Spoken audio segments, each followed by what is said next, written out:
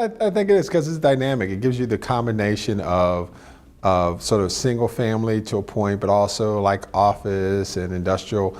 It's just combines all the different classes together because you are housing people, but you're doing buildings that may be skyscrapers. I could do a deal that's maybe a $2 million deal or a $400,000 deal, and I could also be working on a project that could be a $1 billion deal. So it just gives you that variety. Every marketplace is different. Multifamily properties that you may see in New York City are very different than what you may see in Dallas or California. So just a wide variety. And just also, it's accomplishing something that allows us to house folks besides just single family in places like New York and other major cities. That's the major place where people live because you can't have single family homes when you're just in confined space.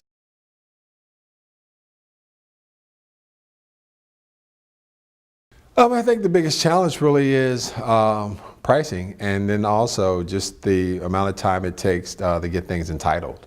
A place like New York, I mean, you could find a piece of land and buy it, and it could take you 3, 4, 5 years to go through all the processes to get it approved.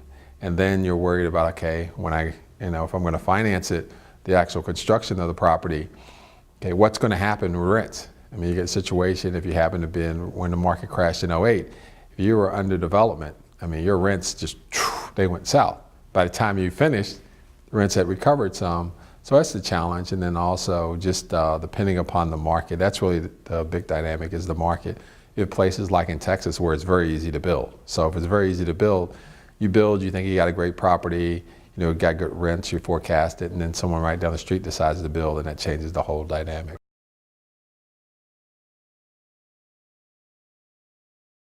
The rehab lending is really just being able to get yourself through the process and not lose tenants and still be able to make sure that the project still works, that you don't have problems, that you don't displace tenants. And if you displace tenants and other properties are around that are better, you may lose them. So it's just trying to do a balancing act depending upon how much rehab you're doing, whether you're emptying the whole building out or whether you're trying to do it on turns of people moving out, rehab the unit, and then release it.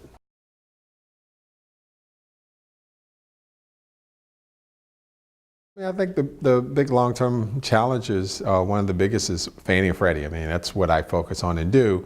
It's just what happens with the regulator. Do they put, like we currently have caps, what do you do if all of a sudden you run up against that cap? All of a sudden if other capital sources disappear? That's really just the big challenge. And also just of trying to make sure that you can continue to have fixed rate long-term financing so that it becomes affordable. And that's the big challenge, is trying to make sure that with all these projects that they are affordable, that people can continue to afford to live in them, given you have very little income growth. Everybody likes to build high-class properties, but only so many people can afford it. So then your challenge, you finance it, can I refinance it 10 years from now when the loan comes due? And that's the big challenge, where you're constantly looking at, you're going from a very low interest rate environment to, you get back to some relatively historical levels. Will the deal even work? And if it doesn't, then what do we do?